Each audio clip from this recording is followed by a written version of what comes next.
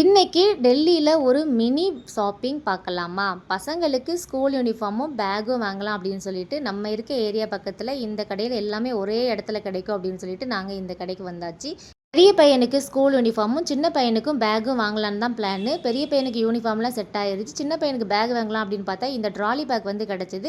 இப்போ உள்ள பசங்களுக்கு 10 புக்கு 10 நோட்டு அப்படிங்கிற மாதிரி பாவம் பசங்களே அப்படியே பேக்கை தூக்க முடியாமல் போய்கிட்டு இருக்கிறாங்க. இந்த ட்ராலி பேக் ஒன்று வாங்கணும் அப்படின்னு சொன்னால் அப்படியே கையில் இழுத்துட்டே போயிடுவாங்க அப்படின்னு சொல்லி முடிவு பண்ணி தான் இதை வாங்கலாம்னு டிசைட் பண்ணி வச்சுருக்கோம். ஆனால் டெல்லியில் இப்போ மழை காலம் அப்படிங்கிறதுனால ட்ராலி வாங்கினா கூட அதை யூஸ் பண்ண முடியாது அப்படிங்கிறதுனால அடுத்த மாதம் வாங்கிக்கலாம் அப்படின்னு சொல்லிட்டு பையன்கிட்ட சொன்னோடனே அவன் முகமே வாடி போச்சு. இருந்தாலும் சரிம்மா அப்படின்னு சொல்லி கேட்டுக்கிட்டான். அப்படி கீழே வந்த உடனே இந்த ரீத்துங்க தலையில் வைக்கிறது ரொம்ப நாளாக வந்து வாங்கணும் அப்படின்னு ஆசைப்பட்டுட்டு இருந்தேன். சின்ன பிள்ளைங்களாம் வைப்பாங்கல்ல அந்த ரீத்து தான். நானும் இருக்காமல் சும்மா தலையில் தூக்கி மாட்டுறேன்.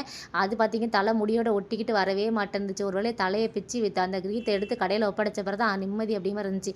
என் ஹஸ்பண்ட் அதை பார்த்துட்டு இந்த அவமானம் உனக்கு தேவையா அப்படின்னு சொன்னார். இதெல்லாம் என்ன அவமானம், போகிற பக்கத்தில் தட்டி விட்டு போயிட்டே இருப்பேன் அப்படின்னு சொல்லிட்டு நான் பாட்டு கண்டும் காணாமலாம் ஓடி வந்துட்டேன். அதுக்கப்புறம் வர வழியில் இந்த மாதிரி பானிபூரி விற்றாங்களா, அதை வாங்கி சாப்பிட்டு தான் வீட்டுக்கு வந்தேன்.